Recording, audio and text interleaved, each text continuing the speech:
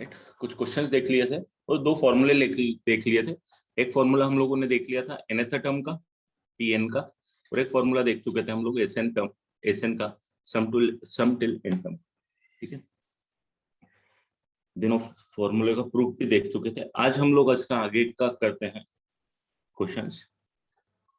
चलो तो एक क्वेश्चन लिखो, क्वेश्चन भी करते जाते हैं और साथ में थ्योरी भी करते जाते हैं।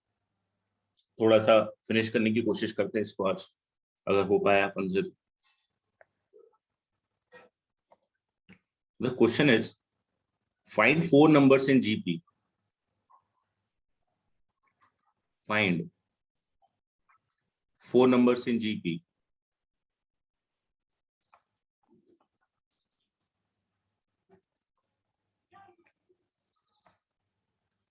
Find 4 numbers in GP whose sum is 85.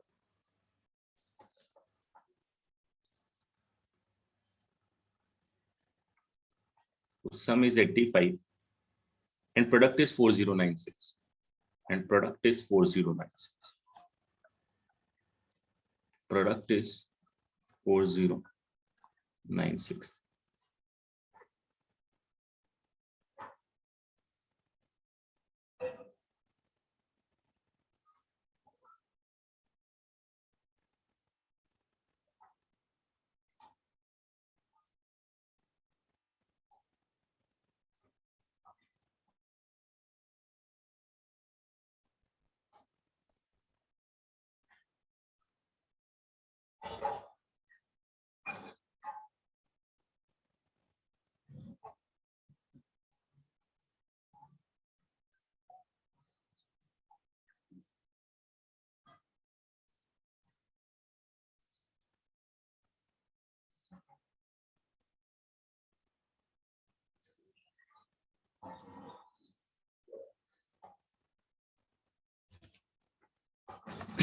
तो ये वही बात हो गई, जब भी हमको 4 टर्म्स सिलेक्ट करनी रहती है जीपी, कितने 4 टर्म्स, तो जैसे एपी में हम लोग सिलेक्ट करते थे, ऐसे ही हमको जीपी में भी एक पर्टिकुलर पैटर्न होता है जिसको हम फॉलो करते हैं जीपी में सिलेक्ट करने का।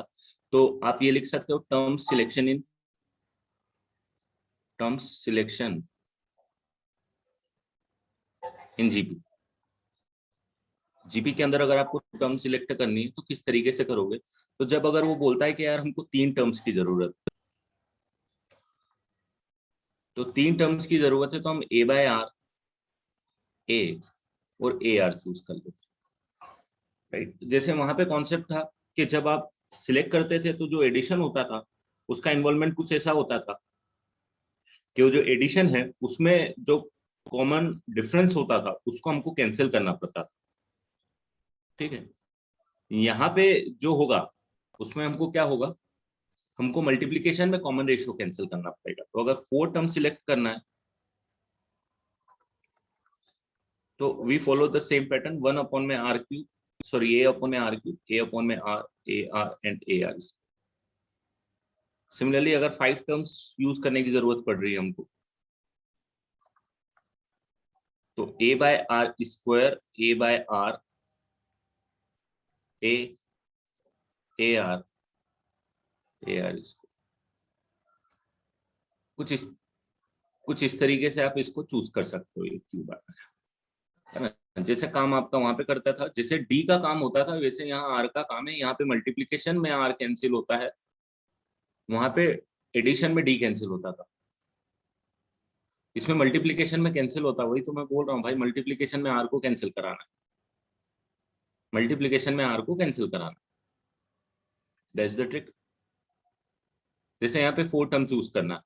अब यहाँ पे आपको क्या देके रखा हुआ है, यहाँ पे एक और इन्फॉर्मेशन पे ध्यान देना, द प्रोडक्ट इज 4096। तो प्रोडक्ट अगर 4096 है और आपको 4 टर्म चूज करनी है, तो a by r q into A R into, sorry a r नहीं, a by r, a by r into A R into A r q, which is equal to 4096.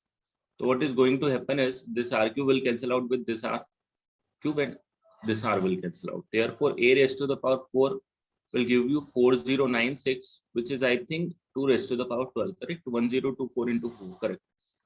So ये आ जाएगा आपके पास a raised to the power 4 is equal to 2 raised to the power 3 the whole raised to the power 4. 4 into 3 12 होता है इसीलिए। So therefore a is equal to कितना आ जाएगा भाई साहब, a इज इक्वल टू आ गया आपके पास 8। तो फर्स्ट टर्म नहीं सॉरी, a की वैल्यू आ गई आपके पास 8। No the sum is given to you, sum is given to you 85। Therefore a common लेने के बाद सम निकालोगे तो 1 अपॉन में r cube plus 1 by r plus r cube is equal to 85। अब आपको a की वैल्यू तो पता है, अब आपको r की वैल्यू निकालना है। तो अब इसमें क्या है, क्वेश्चन थोड़ा सा यहाँ पे कॉम्प्लिकेटेड होता है क्योंकि जो इक्वेशन इन्वॉल्व है वो थोड़ी सी कॉम्प्लिकेटेड इक्वेशन इन्वॉल्व हो जाएगी यहाँ पे।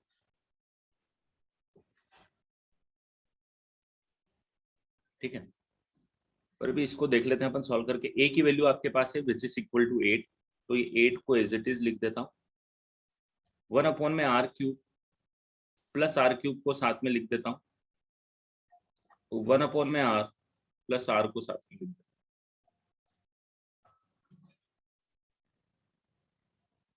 और यहां से 1 अपॉन में a cube plus b cube का फॉर्मूला इसमें लगा देता हूँ। a cube plus b cube, a cube plus b cube का फॉर्मूला होता है a plus b the whole का क्यूब माइनस 2, सब गड़बड़ क्यों हो रहा है, minus 3 into a into b into a plus b plus ये 1 अपॉन में r जो पड़ा हुआ था ये तो एज इट इज ही रहेगा, इसको तो अपन ने छेड़ा है नहीं, तो इसको भी मैं अलग से लिख देता हूँ। 1 अपॉन में r plus r bracket end is equal to 85।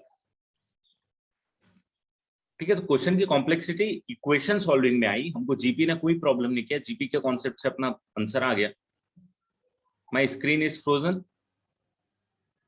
What about the other student? नहीं जी, it's problem from your end only बेटा। तो now consider r into, no consider this as m, तो ये m हो जाएगा, ये भी m हो जाएगा और ये भी m होगा। तो what you will get is 8m cube, ये कैंसिल हो जाएगा यहाँ पे, ये तो कैंसिल ही होने वाला है वैसे ही, तो -3 टाइम्स और ये दिस, तो -2 times of m, -2 times of m -85, तो 2 को भी अपन ने मल्टीप्लाई करना है, तो ये 16 होगा।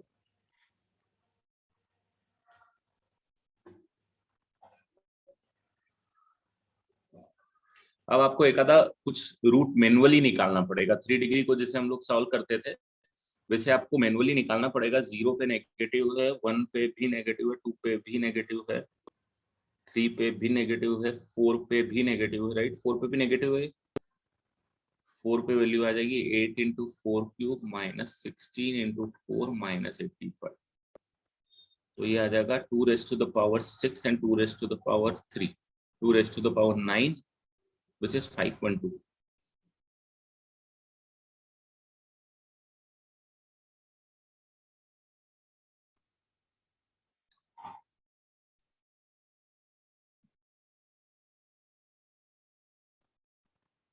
एक सेकेंड,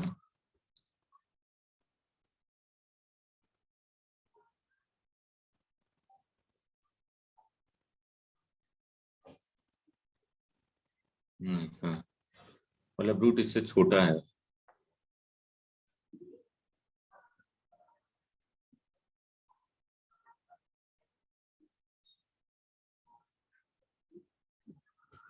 इसका यार एक रूट मैनुअली निकालना पड़ेगा।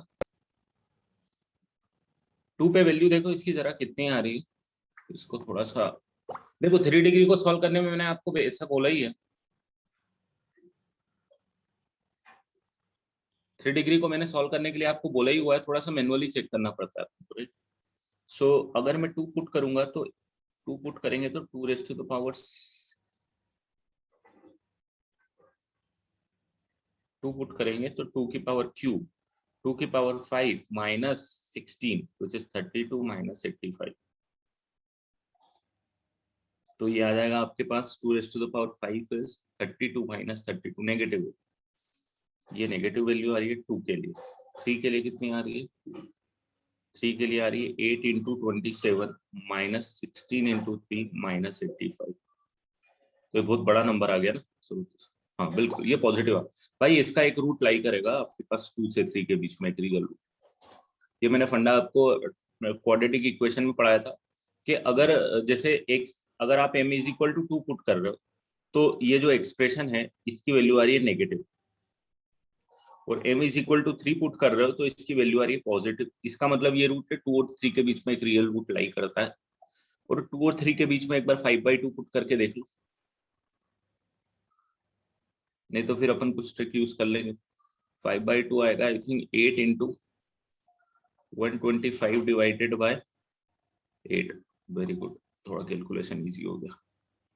माइनस 8×5 = 40, बिल्कुल आ गया। बिल्कुल 5/2 आपका एक मैनुअल आंसर आ गया। तो जब एक 5/2 आ गया,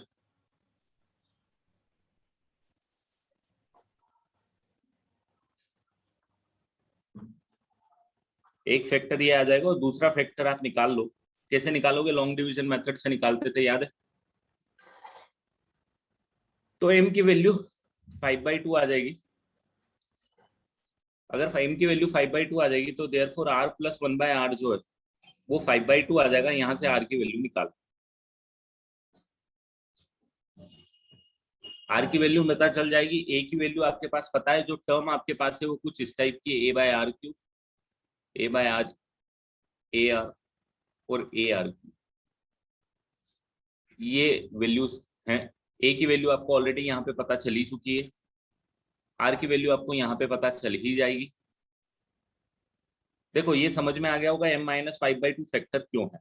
ये अगर समझ में नहीं आ रहा तो फिर क्वाड्रेटिक में अपन ने कुछ ज्यादा मस्ती कर ली, अपन भूल गए। ठीक है, ये जो दूसरी जो भी आपको देखिए, आई थिंक ये इमेजिनरी रूट आने चाहिए।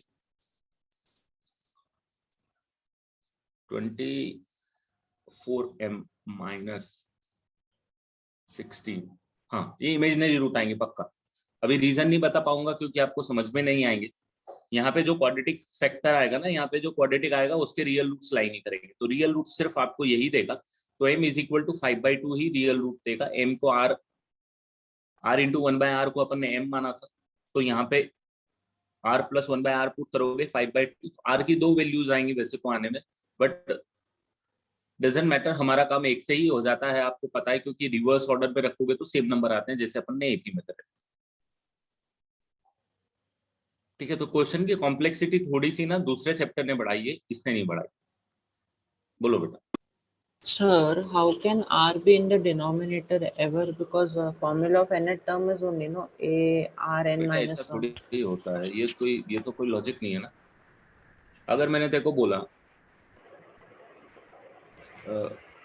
a बाय r की पावर 100, a बाय r की पावर 99, a बाय r की पावर 98, ये क्या एपी में नहीं, ये क्या जीपी में नहीं है क्या? ये भी तो जीपी में ही है बेटा।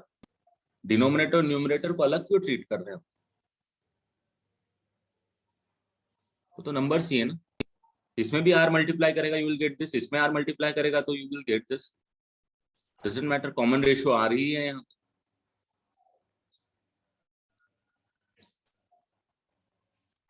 चलो तो नोट कर लो। तो मेन जो कंटेंट था मेरा बताने का वो ये था कि when you need to select terms in GP, proceed in this way. बाकी जो कॉम्प्लेक्सिटी रहेगी वो अपनी जगह है। जैसे यहाँ पे ये वाली स्टेप तक तो हम आ गए, इसके बाद ही हमको कॉम्प्लेक्सिटी आई, मतलब इक्वेशन सॉल्व करना है, क्योंकि इक्वेशन कॉम्प्लिकेटेड बन गई थी।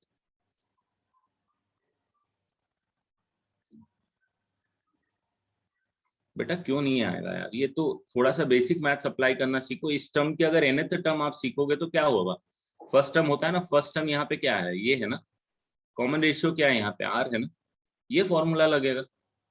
फॉर्मूला तो वही लगने वाला है ना, फर्स्ट टर्म ही तो चेंज हो रही है बेटा। हो क्या रहा है? बस ये फर्स्ट टर्म चेंज हो रही है। फॉर्मूला कॉमन रेशियो r ही आ रहा है यहाँ पे, तो r raise to the power n-1 ही आना, सिंपल।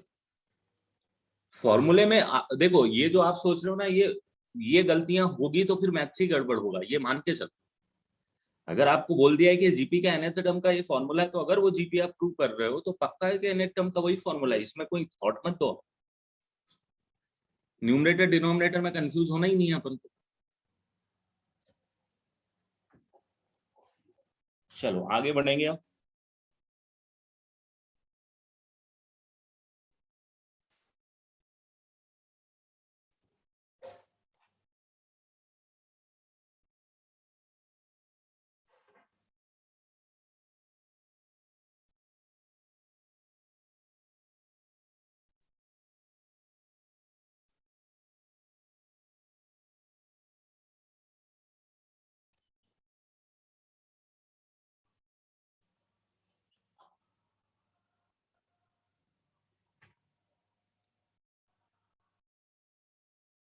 चलो बढ़ते हैं आगे।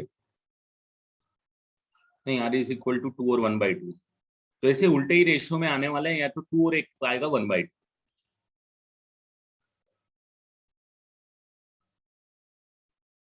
हाँ बेटा, this is my first term, ये इसीलिए तो मैंने ऑर्डर में ही लिखा है ना, ये तो ऑर्डर में ही लिखा है ना मैंने। इसमें आर स्क्वायर में मल्टीप्लाई करेगा तो ये, इसमें आर स्क्वायर मल्टीप्लाई करेगा तो ये, इसमें आर स्क्वायर मल्टीप्लाई करेगा। इसका कॉमन रेशियो आर है, इसका कॉमन रेशियो आर स्क्वायर है, इसका कॉमन रेशियो आर है। जैसे उसमें कॉमन डिफरेंस होता था एपी में, वैसा का वैसा यहाँ पे। चलो आगे बढ़ेंगे। पहले पहले हम क्या फॉर्मूले के लॉजिक कर लेते हैं, ताकि आपको क्या ना आगे प्रोसीड करने में मैं जीपी का होमवर्क देता हूँ। जीपी का होमवर्क सॉल्व करना आपको एपी से थोड़ा सा रिलेटिवली टफ पड़ेगा अभी के लिए।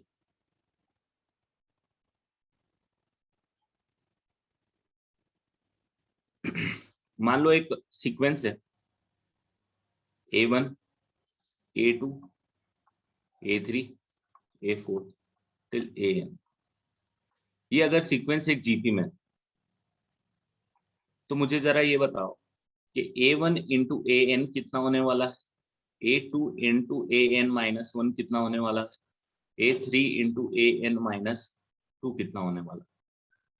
मतलब बोले तो आगे से जो टर्म लिए मैंने, this is the first term from starting and this is the first term from and, this is the second term from starting and this is the second term from and, this is the third term from starting and this is the third term from and. जैसे आपको याद होगा AP में हमने निकाला था, उनका summation निकाला था और हमने बोला था समेशन सेम होता है ना, T1 + Tn, T2 + Tn-1, T3 + Tn-2, सबका समेशन बराबर होता था। ऐसी प्रॉपर्टी यहाँ पे मल्टीप्लीकेशन में होती है। अगर फर्स्ट टर्म A1 है, अगर फर्स्ट टर्म A1 है और नेक्स्ट टर्म an है, which is a1 into r raised to the power n-1, you can see that this is a1 square into r की पावर n-1 आएगा। ये आ जाएगा आपके पास a1 into r, second term मतलब a2 हो गई, और ये आ जाएगा a1 into r raised to the power n-1 minus. अब आप देखोगे तो ये a1 square into r raised to the power n-1 ही आएगा। ये भी a1 r square into a1 r raised to the power n-2 minus 1, so a1 square into r raised to the power n-1, and therefore you can say that a1 into an is equal to a2 into an minus 1 is equal to a3 into an minus 2 and so on।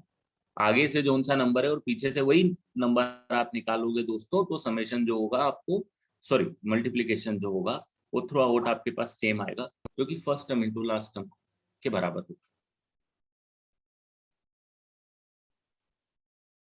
ठीक है, तो it's a property. There are few more properties of GP जो कि अभी हम लोग कर लेते हैं।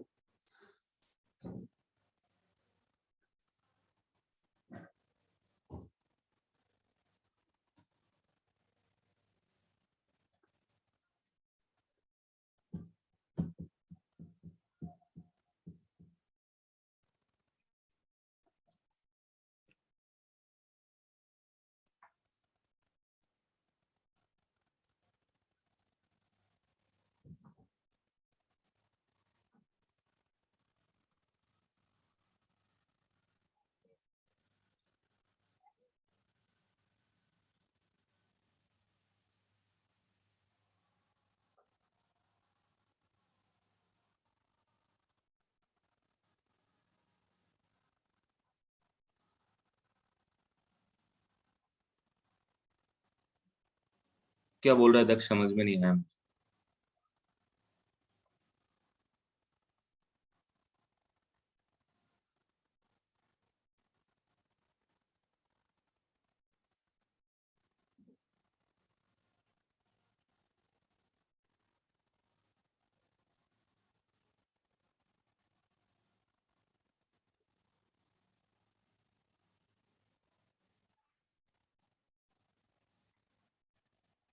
कहाँ पे? मेरे को कुछ समझ में नहीं आया बेटा, क्या बोल?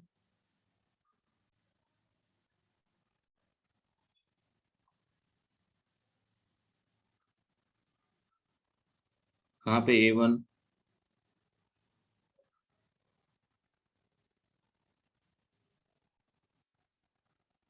चलो बढ़ेंगे आगे।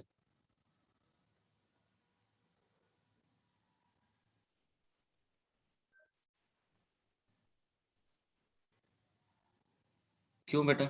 यहाँ पे n-2 क्यों होना चाहिए?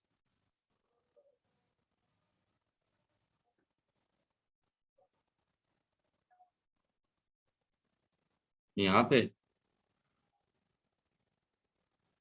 तो ये A3 एंड an-2 तो ठीक है ना?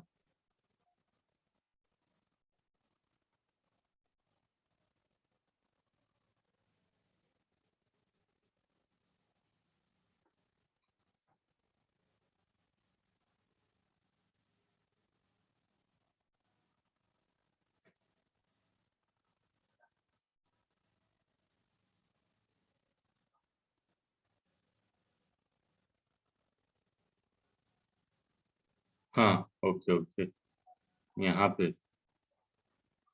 राइट।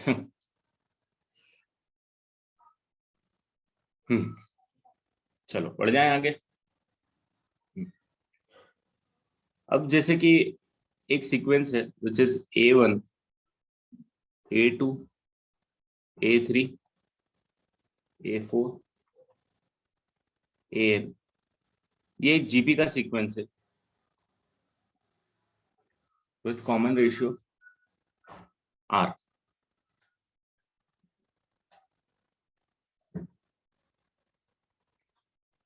जरा मुझे ये बताओ कि if I add any of the number in all the individual terms of the GP, will the term will be in GP?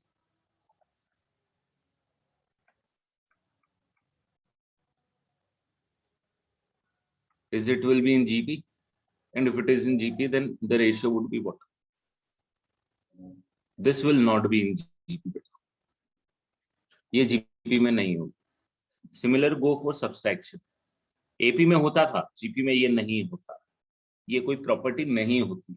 Confusion ना हो इसीलिए मैंने आपको यहाँ पे लिख दिया, अदरवाइज में लिखता नहीं। AP में होता था if you are adding or subtracting the same number in all the individual terms of an AP, then the sequence will be in AP only. But यहाँ पे नहीं होता. When you are adding or subtracting a constant, the new sequence will not be in AP. ठीक है? And if you are multiplying a constant in all the terms of a GP individually, then will the new sequence will be in GP? Yes. Now this sequence will be in GP definitely with the common ratio R only. Common ratio R ही आएगा, उसमें change नहीं है. And same goes with the division with a constant number. If you divide all the terms by a constant, the new sequence will be in GP only with the same constant, with the same common ratio.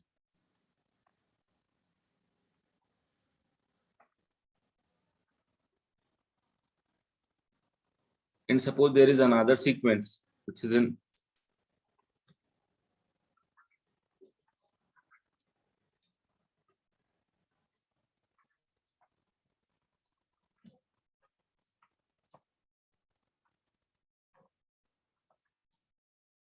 with a common ratio is suppose R dash. If you add this to GPs, corresponding terms of GP, will the new sequence will be in GP?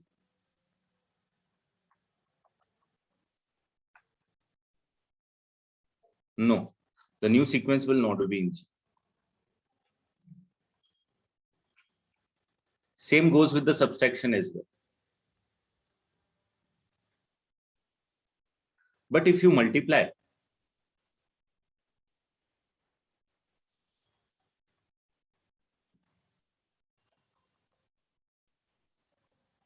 then the new sequence will be in GP. With the common ratio is multiplication of both the GPs.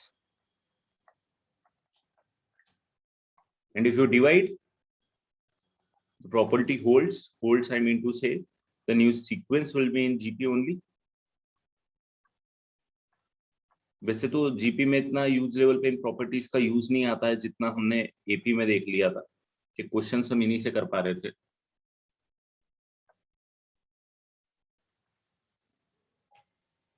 This is R upon my R dash. These are the properties of GP. If you are multiplying, adding, subtracting, dividing by a constant in a GP, then what will going to happen?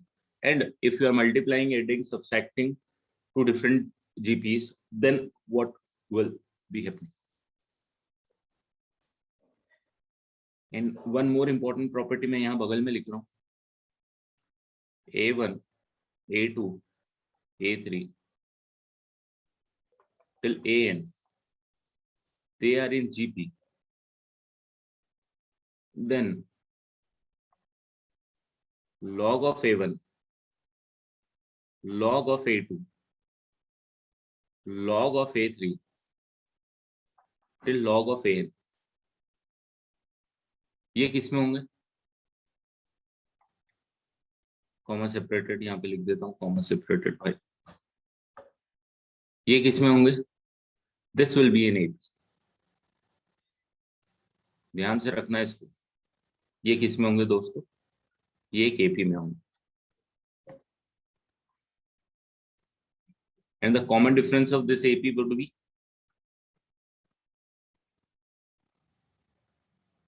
Common difference क्या होगा इस AP का, जरा बता दो तो.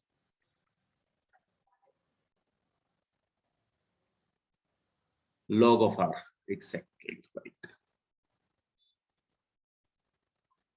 Log of r. अगर GP का कॉमन रेशियो आर, बेस कुछ भी और डजंट मैटर, पर सब में बेस बस सेम होना चाहिए. ये आप खुद कैलकुलेट करके निकाल सकते हो. लॉग की प्रॉपर्टी लगेगी एक छोटी सी.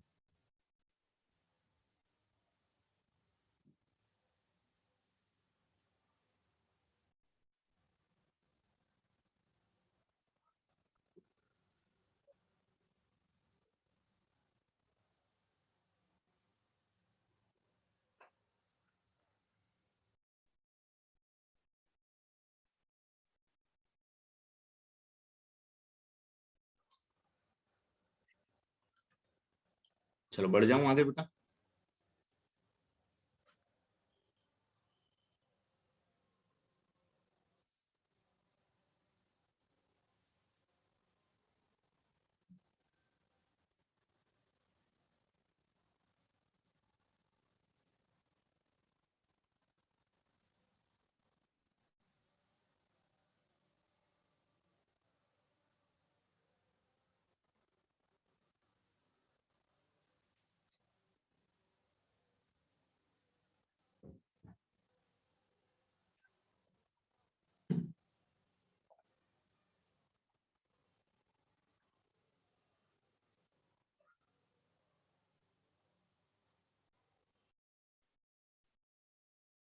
In a GP,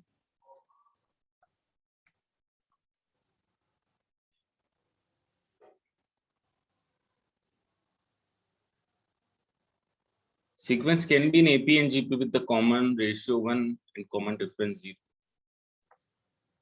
AP और GP में होने के लिए उसको क्या करना पड़ेगा? कॉमन डिफरेंस 0 होना पड़ेगा और कॉमन रेशियो 1 होना पड़ेगा. मतलब सेम नंबर्स आने चाहिए.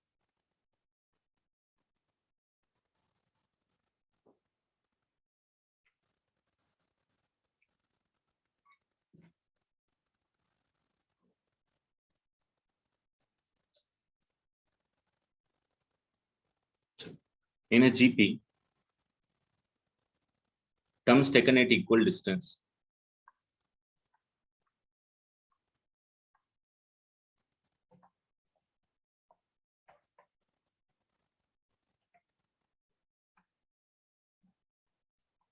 At equal distance.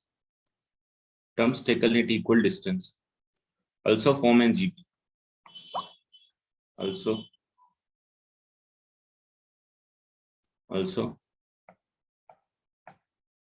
form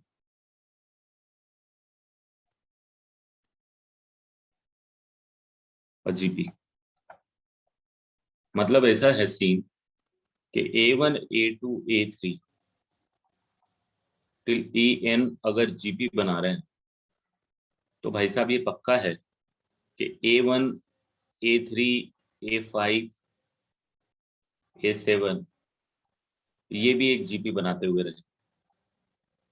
equal distance पे अगर आप terms उठाओगे A2, A5, A8, A11 ये भी एक GP बना है। जैसे कि AP में था सेम यहाँ पे भी। अगर आप इक्वल डिस्टेंस पे टर्म्स उठाओगे तो वो GP बनाते हुए आपको हमेशा नजर आएंगे।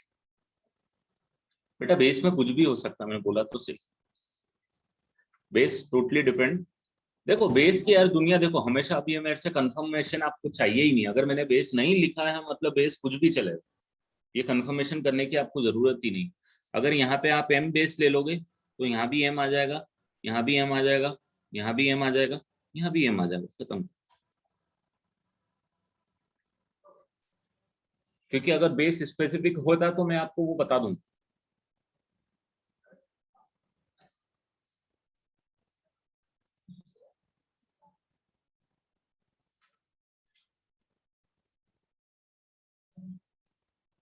तो अगर इक्वल डिस्टेंसेस पे अगर आपने लिया है तो हमेशा क्या होने वाला है, वो सेम आने वाला है। और इनफैक्ट फॉर दैट सेंस ना, आप देखना यहाँ पे एक और इम्पोर्टेंट प्रॉपर्टी, एक और इम्पोर्टेंट चीज मैं करूंगा कि अगर मैंने 3 टर्म भी उठानी है तो मैं बोलूंगा यार A2, A5 and A8 GP बनाएंगे। या फॉर दैट सेंस अगर मैं यहाँ पे G20 लेता हूँ और यहाँ पे G10 लेता हूँ, सॉरी G20 तो A20 लूंगा भाई। अगर मैं यहाँ पे A20 लेता हूँ, A10 लेता हूँ, तो A30 लूंगा, तो ये भी GP बनाएंगे भाई। अगर यहाँ पे फॉर दैट सेंस मैं A20 लूँ, A9 लूँ और यहाँ पे A31 लूँ, तो भी GP बनाएंगे। On a general sense I can say that कि अगर मैंने AN लिया है तो यहाँ पे AN माइनस K लिया है, तो AN प्लस K लिया है, तो ये एक GP बनाएंगे भाई।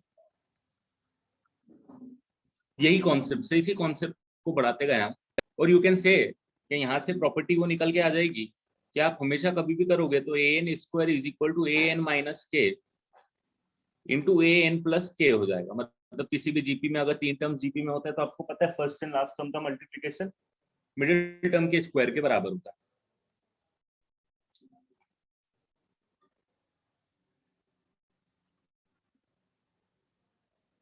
तो ये आप कर सकते हो।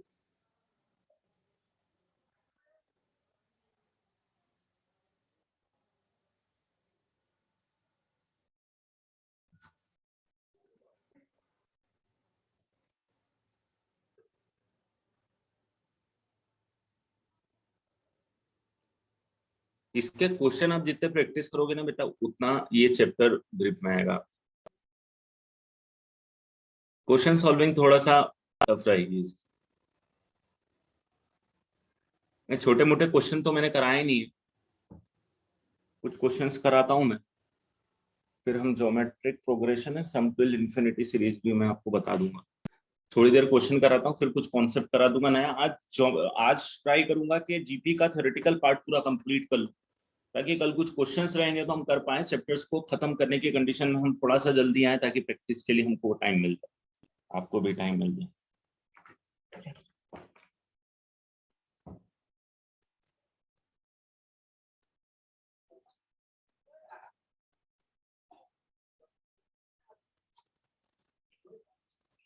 चलो आगे बढ़ता हूँ, आई होप लिख लिया होगा।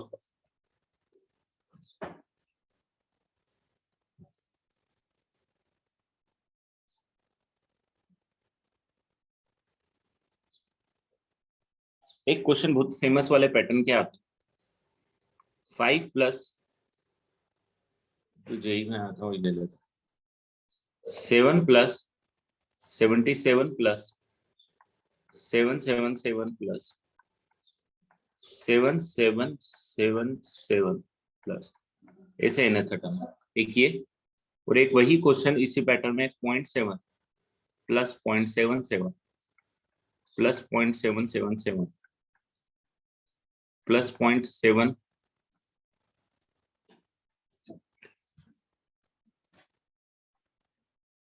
till nth टर्म तक का एडिशन। ये दो क्वेश्चन, एक में डेसिमल इन्वॉल्व है, एक में डेसिमल नहीं, नॉर्मल इंटीजर्स इन्वॉल्व। देख लो भाई, जल्दी लिखो, थोड़ा हाथ जल्दी चलो।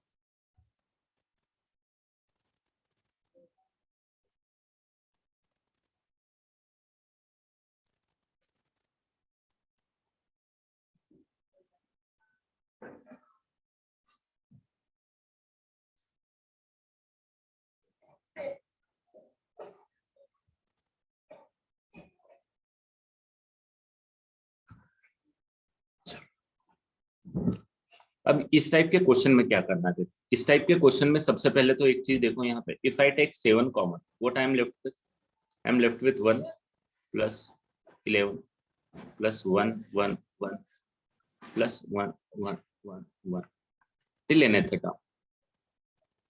ये आएगा, इसमें 7 कॉमन। अब 7 को कॉमन लिया, 9 को मैंने मल्टीप्लाई डिवाइड किया, ध्यान देना, 9 को मैंने मल्टीप्लाई और डिवाइड।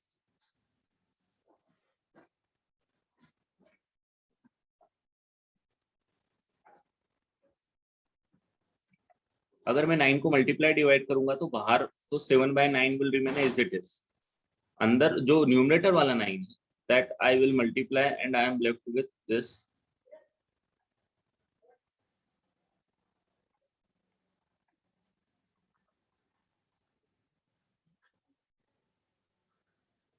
वाई 9 अभी समझ में आएगा बेटा। 7/9, now what you can do is you can write this 9 as 10 minus 1, correct? And now you can write this 99 as 100 minus 1. You can write this 999 as 1000 minus 1. And the same thing you can do for next all the terms. अब आप थोड़ा सा notice करोगे, एक ये sequence देख लेना, और एक सीक्वेंस आप ऐसा करना, ये वाला देखिए,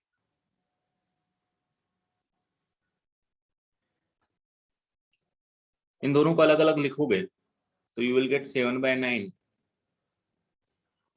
10 plus 100 plus 1000 and so on, minus ये वाला आ जाएगा आपके पास माइनस 1 प्लस 1 प्लस 1, ये आ जाएगा। इन दोनों में आप थोड़ा सा नोटिस करोगे तो ये टोटल कितने टर्म्स आएंगे इसके अंदर, और इन दोनों इंडिविजुअल के टर्म, इधर भी एन टर्म्स आएंगे, इधर भी एन टर्म्स आएंगे, क्योंकि हर टर्म्स में तो आ रहे हैं ये दोनों चीजें। तो this 7/9 will remain as it is.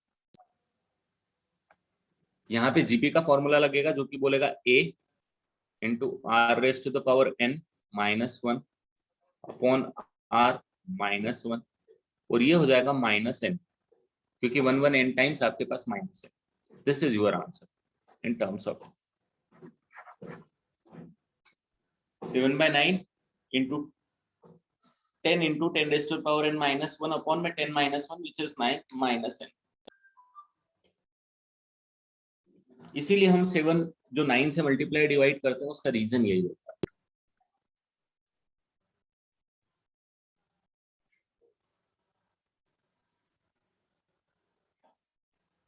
तो कोई ऐसी बड़ी बात नहीं है, सिर्फ आप ध्यान रखो इसको कैसे सॉल्व करना है, कोई मैथमेटिकली ध्यान होना चाहिए।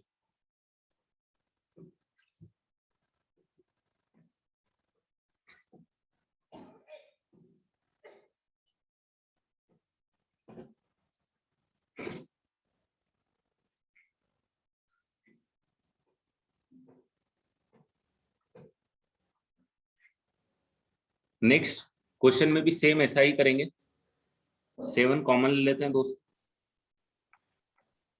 0.1 0.11 0.111 प्लस 0.11।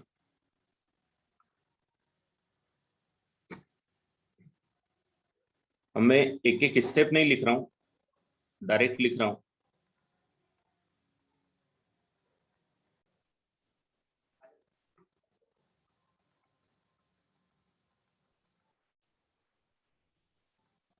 नाइन से multiply divide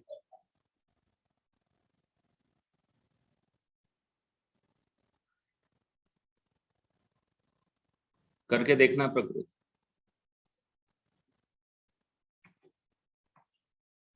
this is 1 minus 0.1, this is 1 minus 0.01, this is 1 minus 0.001, next is 1 minus of 0.0001 and so on.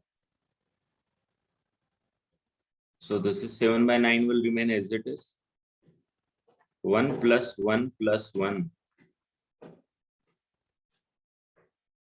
or minus 0.1, 0.01, 0.001 plus 0.0001 and so on. Total number of terms, again n terms.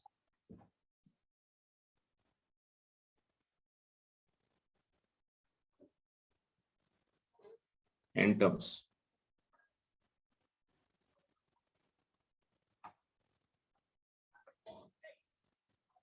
First term 1 minus 0.1 raised to the power n, 1 minus 0.1, that is your answer. Same pattern में use करना है, थोड़ा सा changes आएगा, numbers change होंगे तो definitely.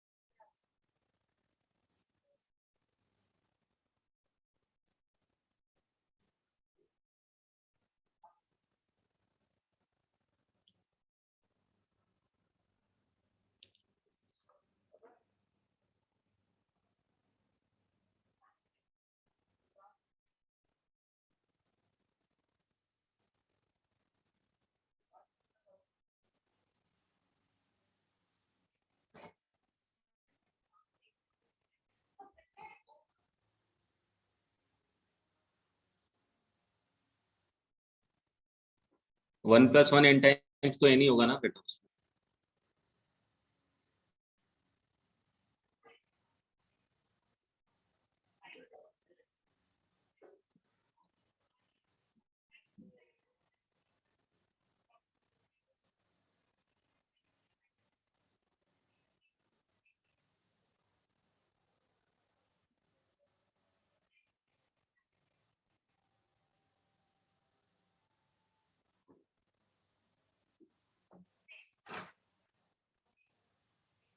चलो बढ़ जाऊं आगे, एक और क्वेश्चन कराऊंगा।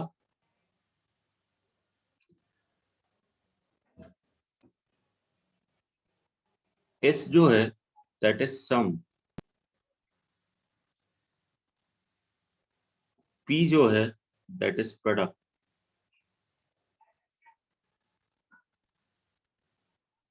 आर जो है वो सम ऑफ रेसिप्रोकल,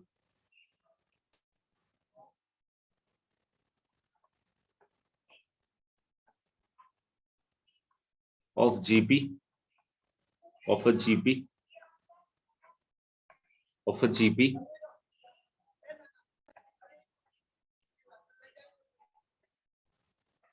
ठीक है। एस पी आर आपको देखे रखा, सम ऑफ जीपी है, P is product of GP, R is the sum of the reciprocal of GP, जिसके अंदर N terms, definitely N terms है।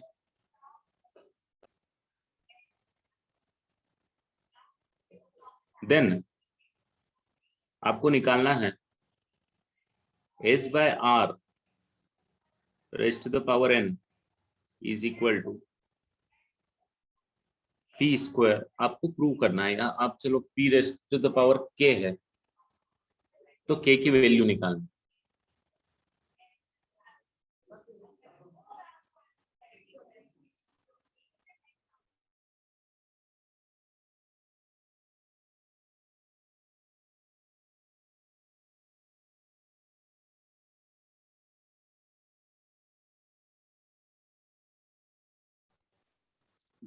तो k की वैल्यू कितनी होगी ये निकालनी, या तो ये क्वेश्चन लिख दो।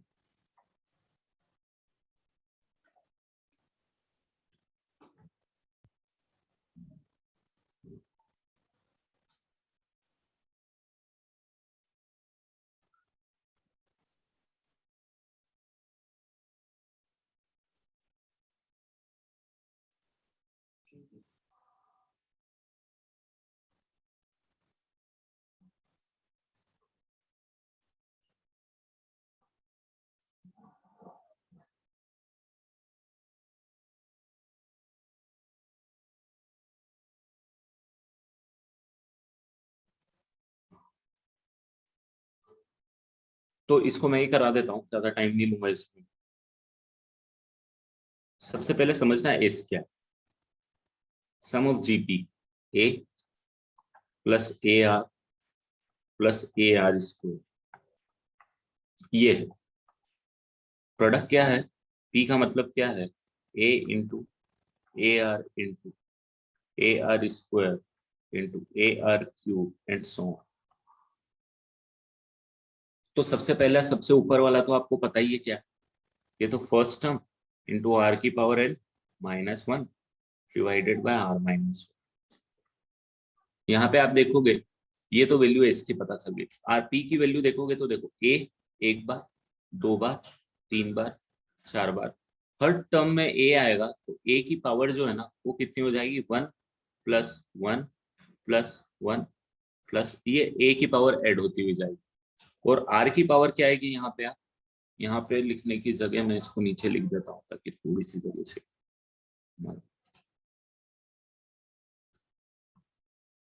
ठीक है। और आर की पावर आप देखोगे तो भाई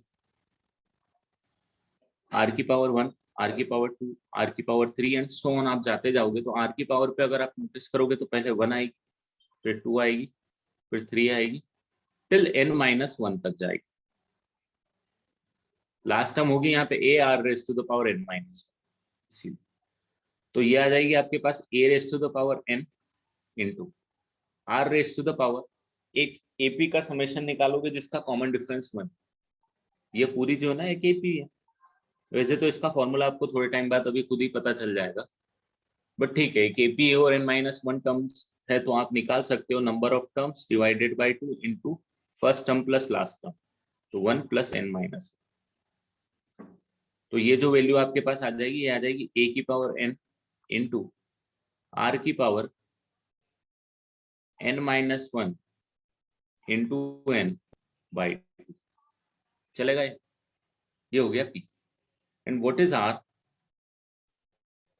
are is the sum of the reciprocal of the individual terms, तो वन अपॉन में ए, वन अपॉन में A R plus one upon में A are square and so on. इसमें आपको ये ध्यान रखना है कि अब जो सीक्वेंस नया भी बन रहा है ना वो भी एक एपी बन रहा है, वो भी एक जीपी बन रहा है। ये जो सीक्वेंस आप बनेगा ना, first term this, second term this, third term this, इसमें भी एक जीपी बनेगा with first term one by A and common ratio is one by R. तो आप जब समेशन निकालोगे तो first term is one by A into one minus one by R raise to the power N upon में one minus one by R, ये आपके पास formula यहाँ पे लग जाएगा। इसको कैलकुलेट करोगे तो one by A into are raise to the power N minus one upon में R raise to the power N into R divided by are minus. तो ये कुछ इस टाइप का सीन बनता हुआ नजर आएगा आपको कि वन अपॉन में ए है r raise to the power N minus one into are raise to the power N minus one upon में आर माइनस, ये आपके पास आ जाएगा। तो ये आपको तीनों वैल्यूज मिल गई हैं, एस की, आर की और पी की। हमको यहाँ पे निकालना है S by r. S by capital R अगर आप निकालोगे तो एस है ए डिवाइडेड बाय आर की power N minus one upon में आर माइनस, ये हो जाएगा आपके पास एस, ये एस। और आर जो है आपके पास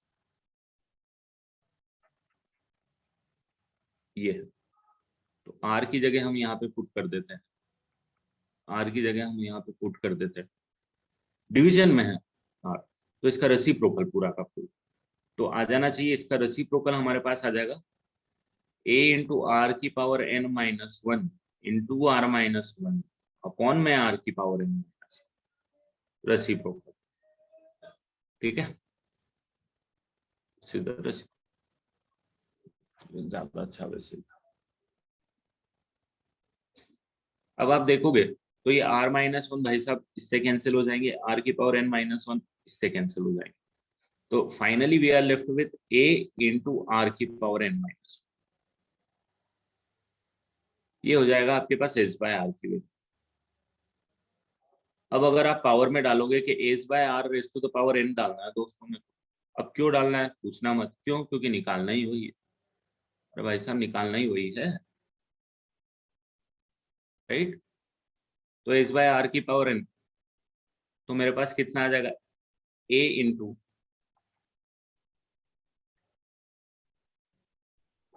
आर की power n minus one the whole raise to the power n। बहुत अच्छी बात, कोई दिक्कत। और जरा आप इससे कंपेयर करोगे, किससे, यहाँ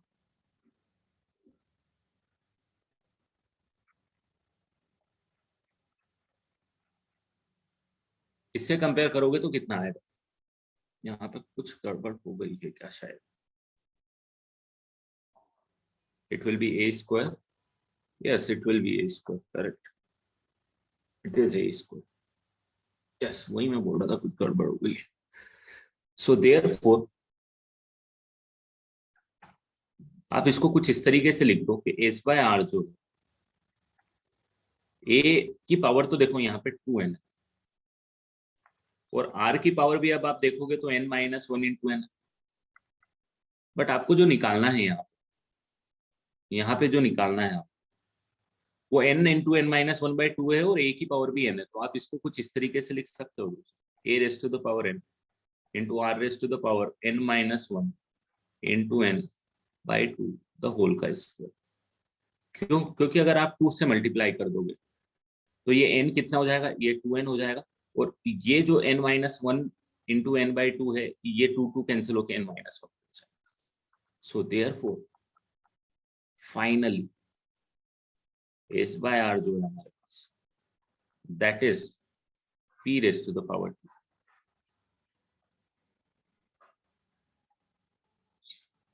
है ना। तो k की वैल्यू 2 आ जाएगी, खैर वो एक अलग बात हो गई, क्वेश्चन उस तरीके से मैंने फ्रेम कर दिया था, अदरवाइज आपको कभी कभी इस टाइप से भी दिखेगा s की power n is equal to p square into are race to the power n, ये प्रूव करो, या इस तरीके से क्वेश्चन दिखेगा। तो मेरा बताने का सिर्फ ये रीजन था कि इस टाइप के क्वेश्चन को ना, ये क्वेश्चन सॉल्व करना इससे सॉल्व करना डिफिकल्ट नहीं है, if you know the proceedings, if you know the proceedings, proceedings भी बहुत सिंपल है, स्टेप बाय स्टेप आप देखना। इस टाइप के जब भी मैं क्वेश्चन सॉल्व कर रहा हूँ जीपी में, मैं क्या कर रहा हूँ, मैं एक इंफॉर्मेशन सिस्टमेटिक लिखता हूँ सबसे पहले, जरूरी है ना। एस सीन चाहिए भाई मुझे, एस ठीक है, मुझे यहाँ पता है, अप्रोच देखना, एस मुझे पता है कि सम ऑफ जीपी देके रखा हुआ, पी प्रोडक्ट ऑफ जीपी देके रखा हुआ है, आर सम ऑफ रेसिप्रोकल देके रखा हुआ। तो आप देखो फर्स्ट स्टेप पे मैंने इनको लिख दिया, फिर मैंने फॉर्मूले लगा के इनकी वैल्यूज निकाल दी। अब वैल्यूज के बीच में रिलेशन निकाल रहा हूँ, रिलेशन भी कैसे निकाल रहा हूँ, depending on the information given के एस बाय आर निकाल। तो इसमें ऐसा नहीं है कि कोई बहुत बड़ा लॉजिक मैंने बहुत दिमाग लगाया है, इसमें कुछ नहीं, एक अप्रोच बहुत सॉलिड रखी हुई है, step by step systematic way में मैं प्रोसीड करते गए। तो जितने क्लियरिटी से आप प्रोसीड करोगे उतना अच्छे से आप इस टाइप के क्वेश्चन को सॉल्व कर पाए, पर्टिकुलरली इस चैप्टर के, क्योंकि अप्रोच वाले चैप्टर है हमारे, मैथमेटिकल चैप्टर है, मैंने पहले भी बोला, तो आपकी अप्रोच थोड़ी क्लियर होनी चाहिए, नहीं तो मैथमेटिकली आप जंबल हो जाओगे, तो जंबल हो जाओगे तो क्वेश्चन के आंसर नहीं आएंगे, भले ही आपको सारे फॉर्मूले पता है।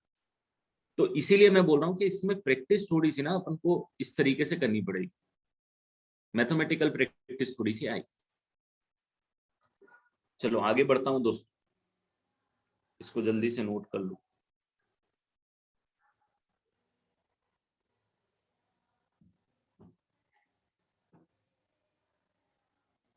ये सारे क्वेश्चन खुद से सॉल्व करना है बेटा आपको, ठीक है।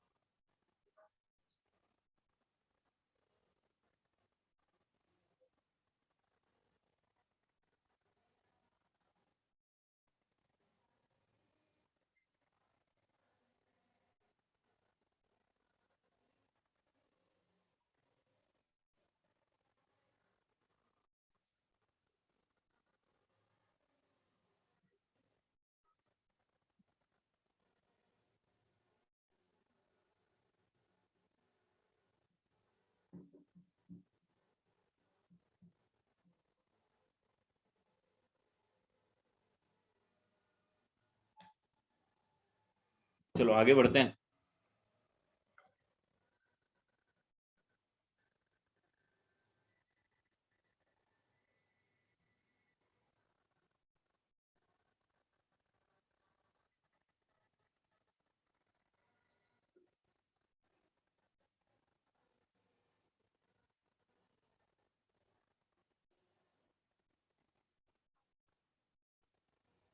एक छोटा सा क्वेश्चन है, जल्दी से बता दूंगा क्योंकि बहुत दिखेगा आपको, डरना मत उसको देख के। एक्स प्लस 1/x का square, x square plus 1/x square,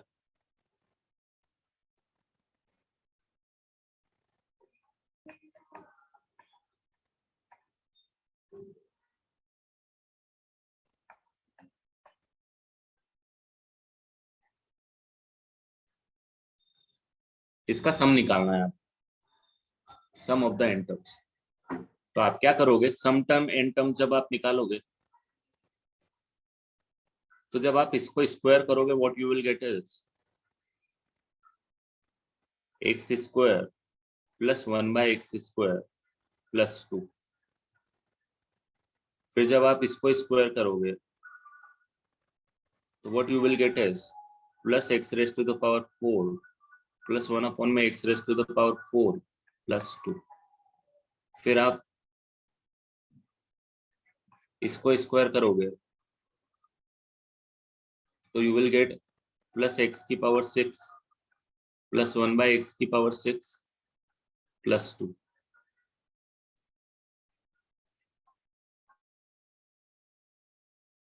ना पहली टर्म इन सारे सीक्वेंस की लूंगा,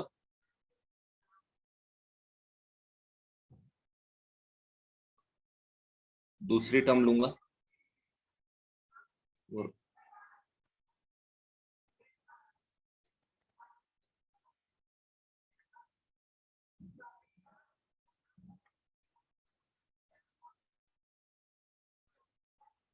एक ये बन जाएगा, एक ये बन जाएगा,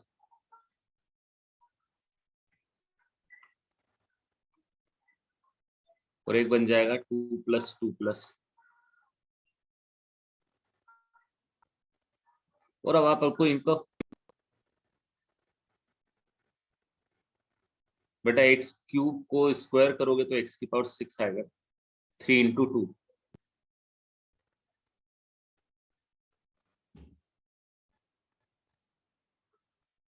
एक्स की पावर 3 इंटू 2 आएगा।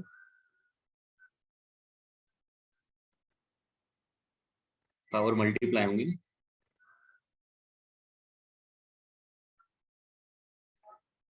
अब तो आपको सबके फॉर्मूले पता ही है।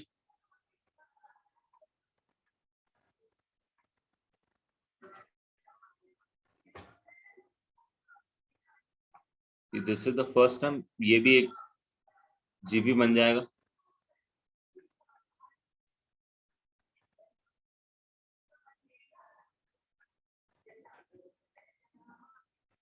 This is your answer. But just मैंने बताया कि ऐसे क्वेश्चंस आएंगे, डरना मत, देख के उसको सॉल्व करने की कोशिश करना।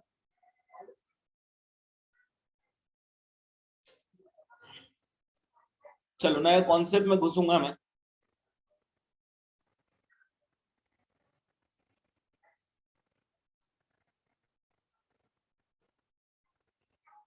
नए कॉन्सेप्ट में घुसूंगा।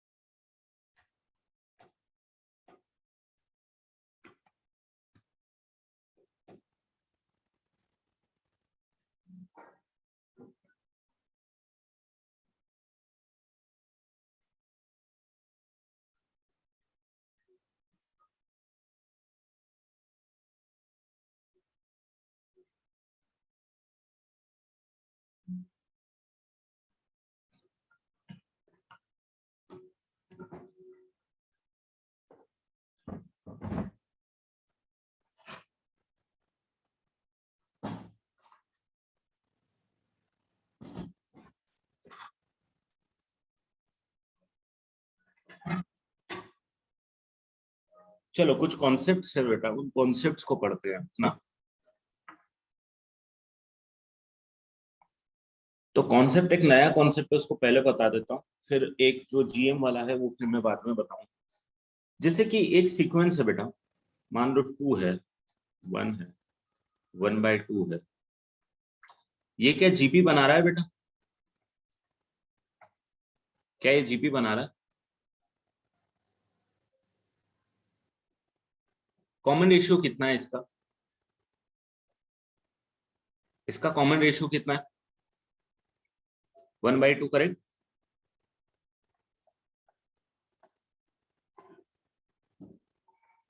अब मुझे जरा ये बताओ कि अगर मैंने कोई ऐसा लिख दिया,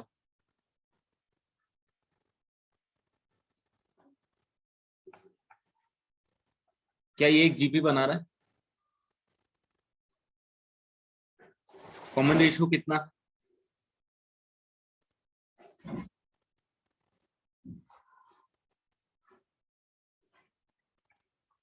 क्या ये जो मैंने अब सीक्वेंस लिखा है, क्या वो जीपी बना रहा? अब जो मैंने नया सीक्वेंस लिखा है, क्या वो जीपी बना? भाई बना रहा है। कॉमन रेशियो -1/2 इस पर। -1/2 मल्टीप्लाई करोगे तो अल्टरनेट पॉजिटिव नेगेटिव साइन आएगी। अगर मैंने क्या, अगर ये सीक्वेंस लिखा,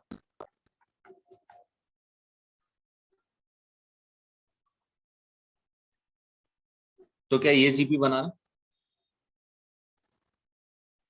yes, with common ratio this time -2।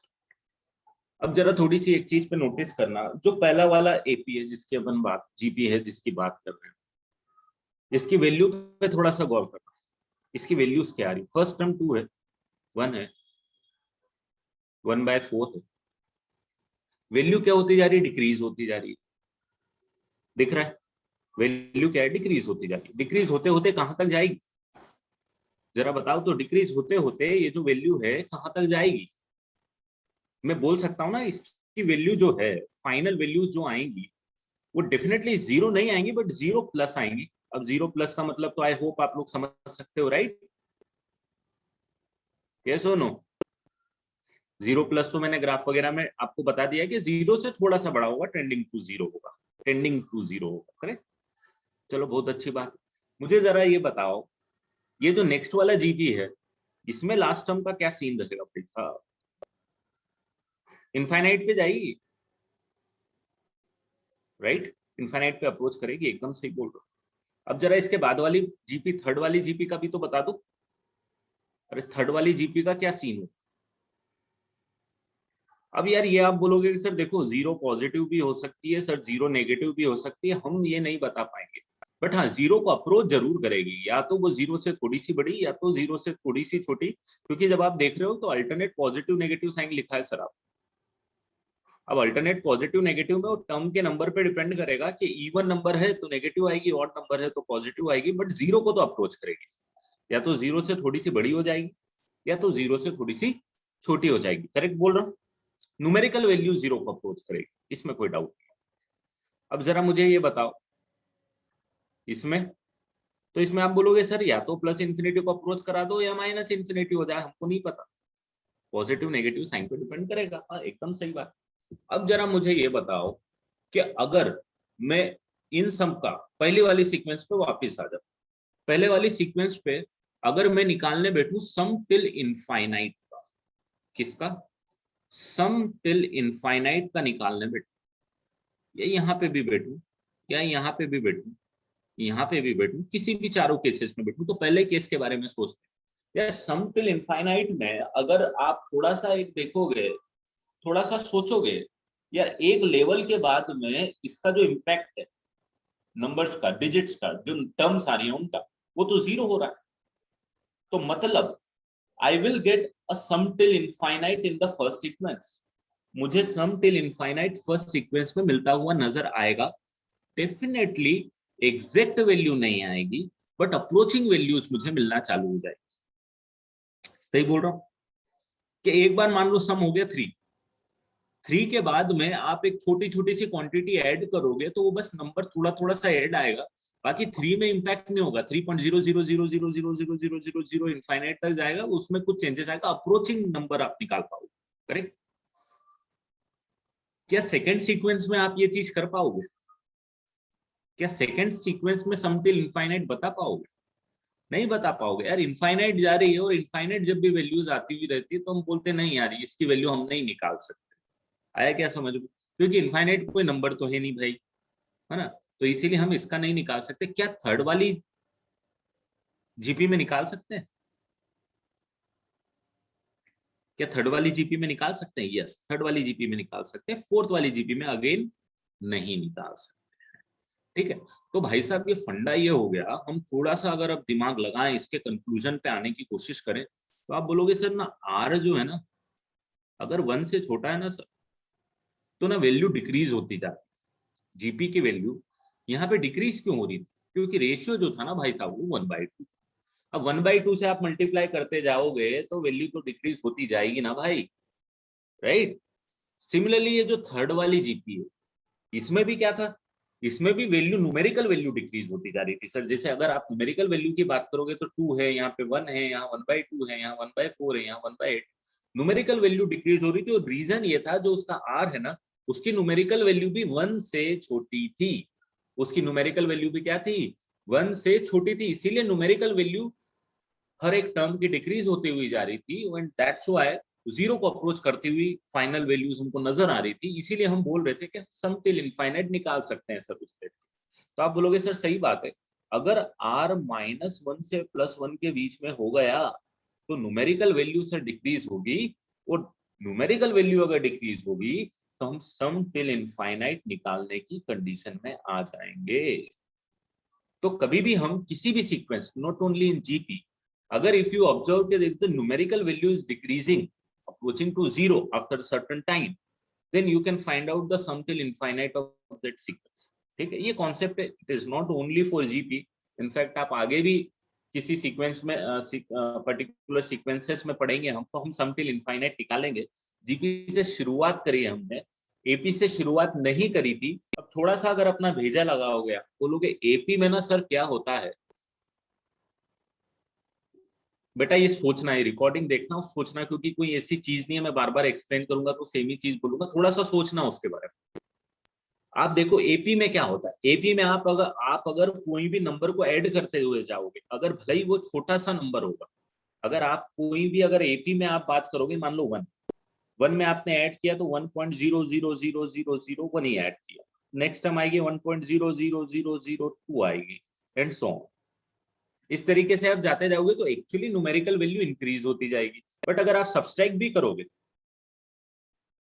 तो 0.999999 कुछ ऐसी आएगी। 0.99, तो वैल्यू डिक्रीज होती जाएगी। इसका सम टिल इनफाइनाइट निकालना पॉसिबल नहीं है, इसका भी सम टिल इनफाइनाइट निकालना पॉसिबल नहीं होता है एपी में, क्योंकि या तो वैल्यू बढ़ती जाती है या तो वैल्यू डिक्रीज होती जाती है, और डिक्रीज होते होते भी जीरो को अप्रोच नहीं करेगी, एक बार नेगेटिव लगेगी तो नेगेटिव इन्फिनिटी तक जाती रहेगी, राइट। अगर जैसे 1 हो गया, फिर 0 हो गया, फिर -1 हो गया, -2, भाई ये इनफाइनाइट तक, माइनस इनफाइनाइट तक जाती है। तो जीपी में, एपी में, सॉरी, एपी में कभी सम निकाल ही नहीं सकते, एपी में सम टिल इंफिनिटी का सवाल ही नहीं उठता। सवाल उठता है जीपी में, या सवाल उठता है किसी स्पेशल सीरीज में जो हम बाद में करेंगे, क्योंकि जो वैल्यूज हैं वो जीरो को अप्रोच करती हुई आपको यहाँ पे नजर आएंगी। ये वैल्यू को क्या होती हुई नजर आएंगी, जीरो को अप्रोच करती हुई नजर आएंगे यहाँ पे। एंड जब ऐसा सीन बनता हुआ नजर आएगा तो ही सम टिल इनफाइनाइट आप निकाल पाओगे, ठीक है। तो हम क्या बोलते हैं कि भाई सम टिल इनफाइनाइट अगर आपको निकालना है ना, तो ये जो मॉड आर है ये 1 से छोटा होना चाहिए। बात वही है, ये तो आप समझ ही रहे हो कि भाई साहब ये लिख दूं या ये लिख दूं, आर की वैल्यू -1 से +1, बात तो वही है, राइट। अगर मॉड ऑफ आर 1 से छोटा है तो आर की वैल्यू -1 से +1 के बीच में आएगी, ये हम पढ़ ही चुके हैं। डेफिनेटली जीरो नहीं आनी चाहिए, लिखने की जरूरत ही नहीं है, क्योंकि जीरो आ जाएगी तो जीपी बचेगा। तो थोड़ा सा इसके बारे में सोचो, थोड़ा सा दिमाग लगाओ कि जो जो सेंटेंसेस मैंने बोले हैं वो क्यों बोले हैं। क्योंकि देखो, एक मेरा बोलना, मेरा समझाना एक बात होता है, बट जो मैं बोल रहा हूँ वो आप कैच नहीं कर पाओगे, नहीं समझ पाओगे कि अगर मैं बोलूंगा ये जीरो अप्रोचिंग क्यों। तो ये मैंने जब आपको ग्राफ पढ़ाए थे इक्वेशंस में, जब मैंने बताया था कि इनका मतलब क्या होता है, राइट, उस मतलब को रिलेट करना पड़ेगा। आप उस मतलब को रिलेट करो, सोचो उसके बारे में, अपने आप आपको समझ में आने लगेगी कि सम टिल इनफाइनाइट निकालने का बहुत सिंपल सा लॉजिक है यार। अगर न्यूमेरिकल वैल्यू डिक्रीज होती जा रही है, जैसे कि यहाँ पे डिक्रीज होती हुई जा रही है, तो वैल्यू जीरो को अप्रोच करती है एक लेवल, सर्टेन लेवल के बाद में, और in that case we can find out sum till infinite. Similarly case goes with this. इसलिए मैंने आपको ये चारों एग्जांपल लिए भाई, ये चारों में आपको समझ में आना चाहिए कि किसमें सम टिल इनफाइनाइट निकालने की कोशिश करेंगे और किसमें सम टिल इनफाइनाइट निकालने की कोशिश करेंगे, नहीं करेंगे।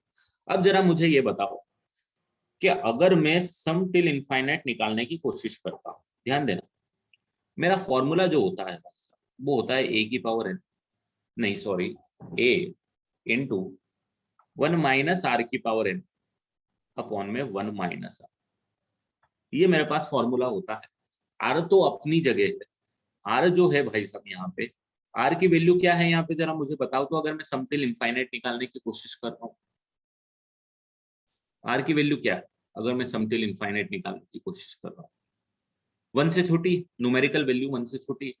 और अगर आप कोई भी नंबर लोगे जो 1 से न्यूमेरिकली छोटा है ना, 1 से न्यूमेरिकली छोटा है, 0.1 ले लो, 0.9 ले लो, और अगर इसकी पावर आपने बहुत बड़ी कर दी भाई साहब, तो क्या होता है इसका जरा बताओ।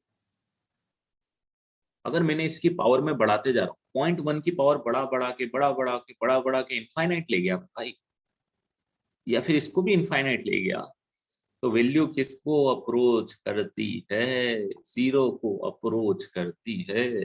करेक्ट बोल रहा हूँ ना, जीरो से थोड़ी सी बड़ी होगी, जीरो को अप्रोच करे। तो मैथ्स की लैंग्वेज में उसको जीरो बोलेंगे। अभी लिमिट्स वगैरह आप पढ़ोगे कैलकुलस के अंदर तो और इन चीजों को ज्यादा डीप में समझ पाओगे, ठीक है। तो जीरो को अप्रोच करेगी, तो भाई साहब अगर जीरो को अप्रोच करेगी तो जरा मुझे बताओ तो इन भाई साहब का क्या होगा, आर की पावर एन का वैल्यू क्या आएगा? आर की पावर एन का वैल्यू क्या आएगा? अरे जीरो आएगा, और जहां आर की पावर एन की वैल्यू जीरो आ गई, आपके पास एक नया फॉर्मूला बनता हुआ नजर आएगा। So therefore s infinite is equal to a divided by 1 - r. और ये हो गया हमारे पास बहुत ही इंपॉर्टेंट एक फॉर्मूला, जो आपको बहुत बहुत बहुत यूज आने वाला है आगे की मैथ्स की जर्नी में। a इंटू 1 - आर, आर के पास अपने आप का कंस्टेंट है भाई साहब।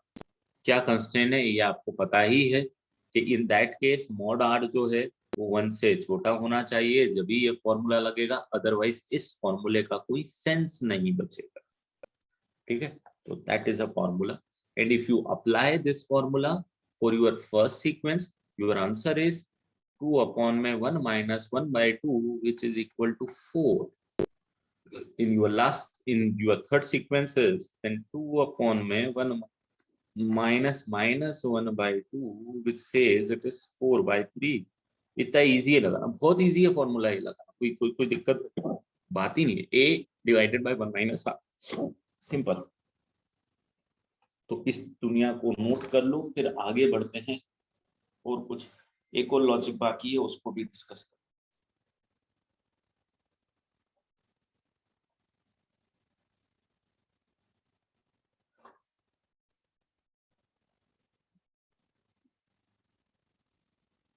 नहीं तो चलो एक क्लास कल ही है ना, कुछ क्वेश्चंस कराता हूँ, कल मैं जीपी कंप्लीट करवा दूंगा।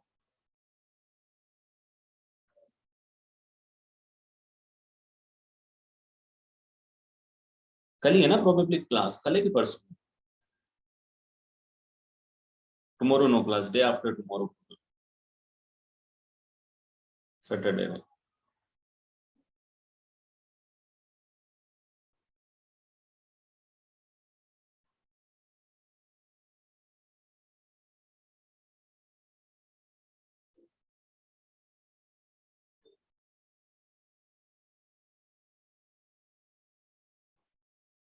हाँ बेटा, दोनों की रिकॉर्डिंग अपलोड कर दूंगा आज।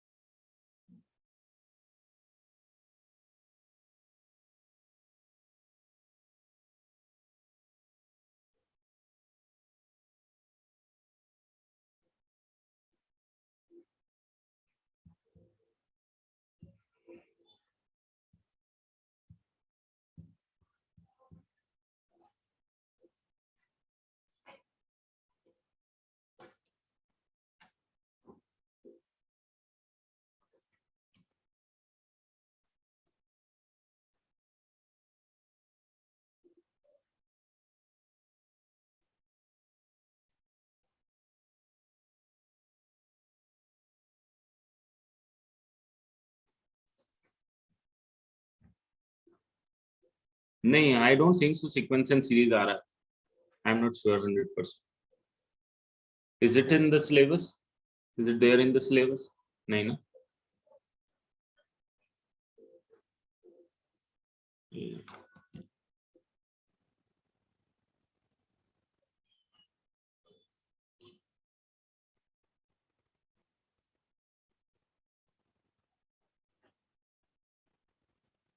चलो क्वेश्चन लिखो। A ball is drop,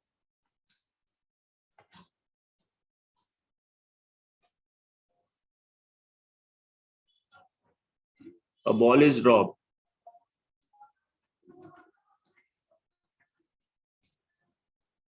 a ball is dropped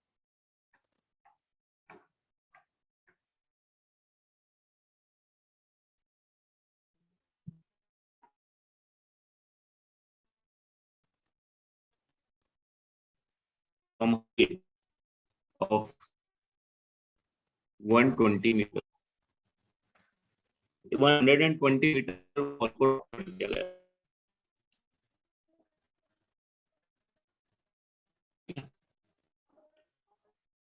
after striking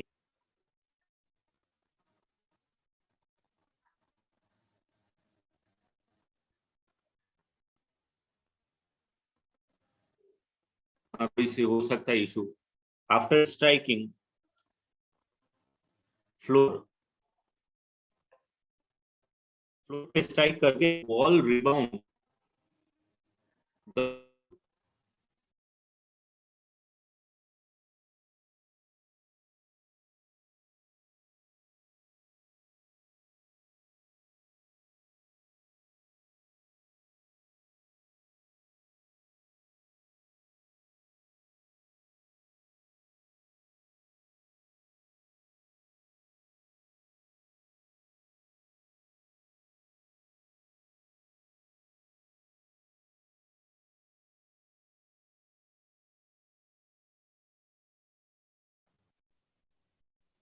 the ball rebound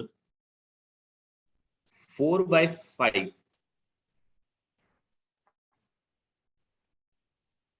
of the height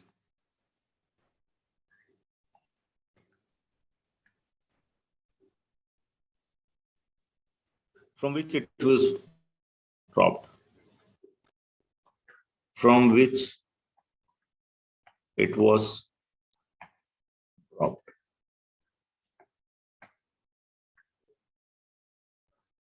So find the total distance traveled.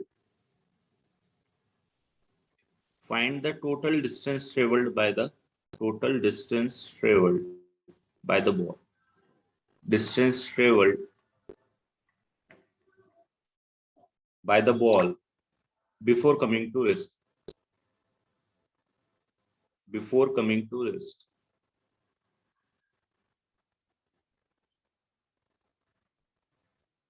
थोड़ा फिजिक्स टाइप का क्वेश्चन दिख रहा है. Before coming to rest.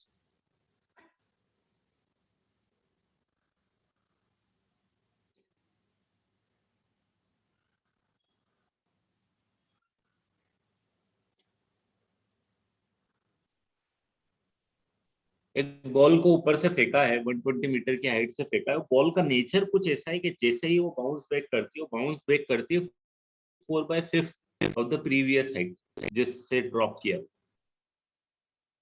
अब टोटल डिस्टेंस कितना travel किया जरा जल्दी से मुझे निकाल के बता दो. 2 मिनट पहले आपको दूंगा फिर.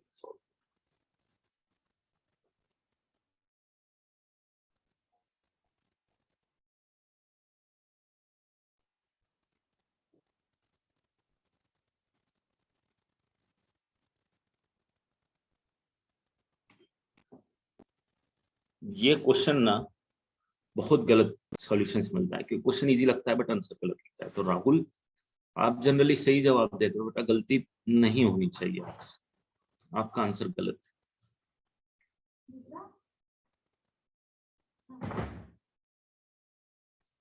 थोड़ी सी उस प्रोसेस को समझो बेटा. until unless you are not understanding the process it is really very difficult to solve the answer, to solve the question. तो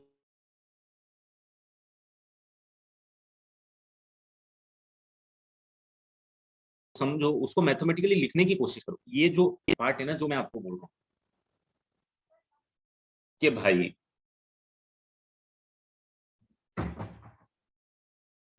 कि वो बॉल को समझो और उसको मैथमेटिकली ट्रांसफर करने की कोशिश करो. भाई एक बॉल है,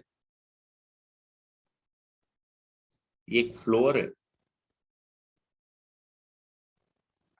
ऐसे बनाते हो ना आप लोग फिजिक्स में. भाई एक सरफेस है,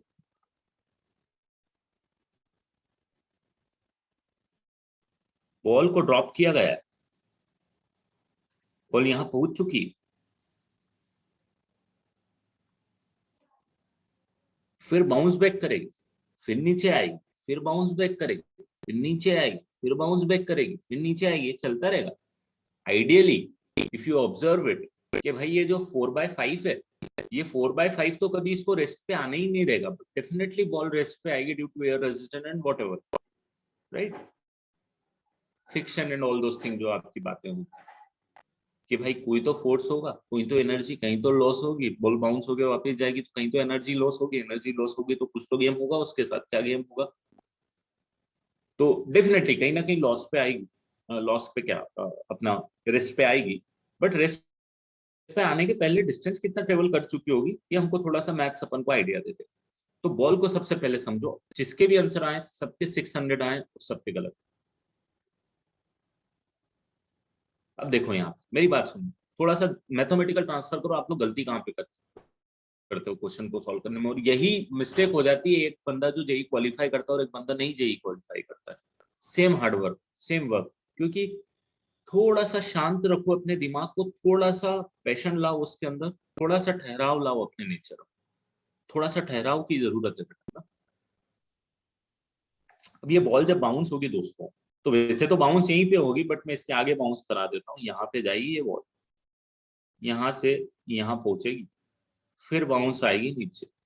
अब सही आया ना आंसर? तो ये आंसर पहले अटेम्प्ट में सही आना चाहिए ना. थोड़ा सा थोड़े से दिमाग को रेस्ट पे रखो, उस पर मतलब थोड़े से पैशन पे रखो. थोड़ा सा उसको अलग अप्रोच दो थोड़े से अपने दिमाग को. ठीक है, ठहराओ, थोड़ा सा लेके आओ क्वेश्चन पढ़ने के. कुछ ऐसी चलती जाएगी ना दोस्तों। अभी वेदांत का भी सही। राहुल किधर गया भाई?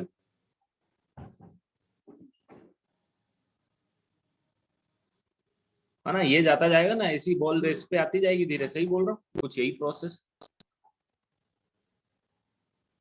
अब जब आपकी बॉल यहां से यहां तक का डिस्टेंस ट्रेवल करी थी भाई साहब, नहीं बेटा सिद्धि नहीं, गलत आंसर। 120 मीटर यहाँ ट्रेवल कर चुकी थी आपकी बॉल, एकदम सही बात है। 120 मीटर तो पहले बाउंस के पहले ही ये भाई साहब ट्रेवल कर चुके हैं। बाउंस हुई है, यहाँ पे पहुंची। अब जब यहाँ पे पहुंची है तो भाई साहब 4/5 ऑफ 120 ये ट्रेवल कर चुकी। सही बोल रहा हूँ, 4/5 ऑफ 120 गई, बिल्कुल गई। अब जब ये नीचे आ रही तो भाई 4/5 ऑफ 120 वापिस से तो ट्रेवल करी, इसको खा गए होंगे अपन। ये खा गए अपन, बॉल को ऊपर पहुंचा दिया होगा, नीचे तो लाया ही नहीं होगा। और बॉल को बार बार नीचे से ऊपर पहुंचा रहे हो, बट ऊपर से नीचे कौन लेके आ रहा है? फिर बॉल यहां से फिर चलिए भाई, वापिस ये 4/5 जाएगी, but this time 4/5 of what? 4/5 of what? 4/5 of 4/5 of 120। आ रहा है क्या समझ में? अरे ये जो डिस्टेंस नीचे आई है, ये वाला जो डिस्टेंस नीचे आई है, इसी का 4/5 वापस बाउंस हो होगा ना। तो अब ये कितना डिस्टेंस था ये वाला? ये वाली हाइट कितनी थी? 120 की 4/5। करेक्ट बोल रहा। और वापिस से जब ये ऊपर जाएगी, वापिस सॉरी ऊपर चली गई, अब नीचे आएगी तो नीचे फिर कितना डिस्टेंस ट्रेवल करेगी? फिर यही वाला डिस्टेंस ट्रेवल करेगी, 4/5 ऑफ 4/5 ऑफ 120। तो ये जो गलती आप एक एक बार लिख रहे थे उसको, वो आपको दो दो बार लिखनी पड़ेगी। यस राहुल, अब आपका करेक्ट आंसर। नेक्स्ट जब आप वापस ट्रेवल करोगे तो वापस कोई दूसरे रंगीन कलर में लिख दिया जाए। कौन सा कलर बाकी रह गया आपका?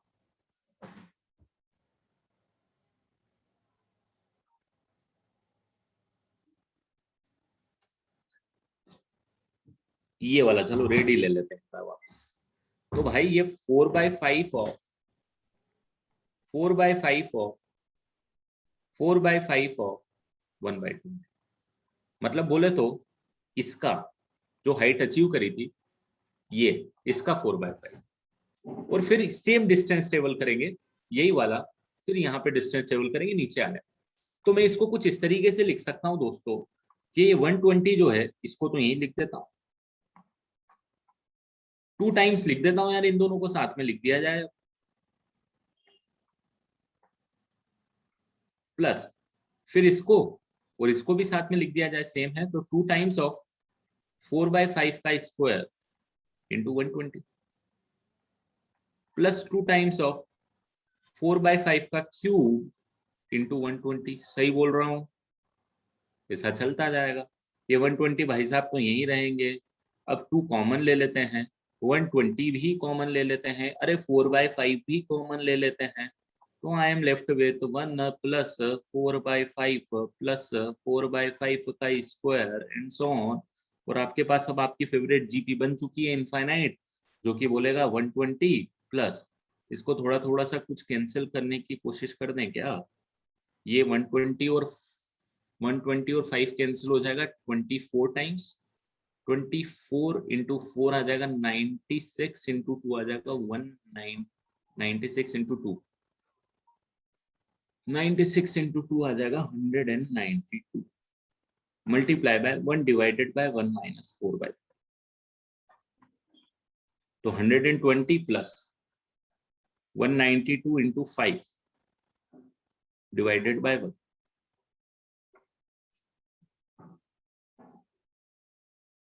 192 इंटू 5 कितना हो जाएगा?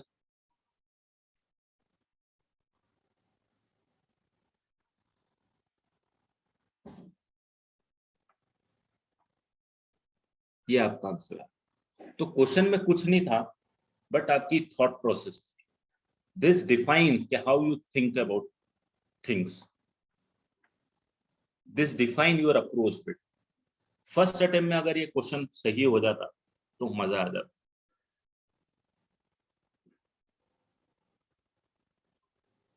क्योंकि ये क्वेश्चन ही फर्स्ट अप्रोच का है, तो बॉल के मूवमेंट को समझना है।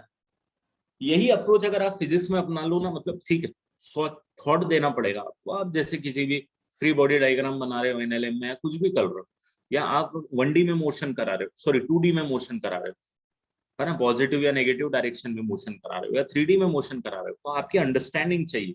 वो सोचना है इस तरीके से जैसे अपन ने इस क्वेश्चन में सोचा है। फिजिक्स में सोचना और मैथ्स में सोचने में डिफरेंस है, यहाँ थोड़ा अलग तरीका है, वहाँ अलग तरीका है। वो बहुत प्रैक्टिकली आपको सोचना पड़ेगा, ये पूरा मैथमेटिकली जाता है या लॉजिक घुसेंगे। बट ठीक है, अप्रोच आपकी ऐसी होनी चाहिए बेटा, यहीं पे हम लोगों को मार नहीं खाना है, ठीक है। इसीलिए जल्दी कुछ नहीं है, कॉन्सेप्चुअली अंडरस्टैंडिंग चाहिए, और उसको फिर मैथमेटिकली उस क्वेश्चन को रीड कर पाओ। ये था उसका मैथमेटिक्स, ये जो हमने यहाँ पे बना, ये समझना है। इस चीज को फिर आपको ट्रांसफर करना है इसमें, इक्वेशंस में। तो प्रोसेस है आपके पास,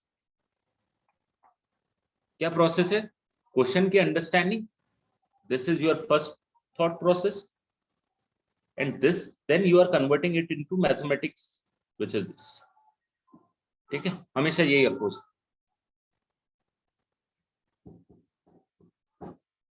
तो ज्यादा क्वेश्चन नहीं कराऊंगा, सम टिल इनफाइनाइट में फॉर्मूला लगना तो कोई बड़ी बात है ही नहीं, ए अपन में 1 माइनस आर बहुत ही सिंपल सा फॉर्मूला है बेटा, अप्लाई करना है। तो that's all from my and for today. अभी नहीं बोलूंगा कुछ होमवर्क करने के लिए, आप आपके टेस्ट की तैयारी करो, पिछले चारों चैप्टर को रिवाइज करो अच्छे से, ठीक है। टेस्ट हो जाएगा, उसके बाद मैं आपको जब तक पूरा चैप्टर करा दूंगा, फिर आपको बुकलेट सॉल्व करने के लिए मैं दे दूंगा।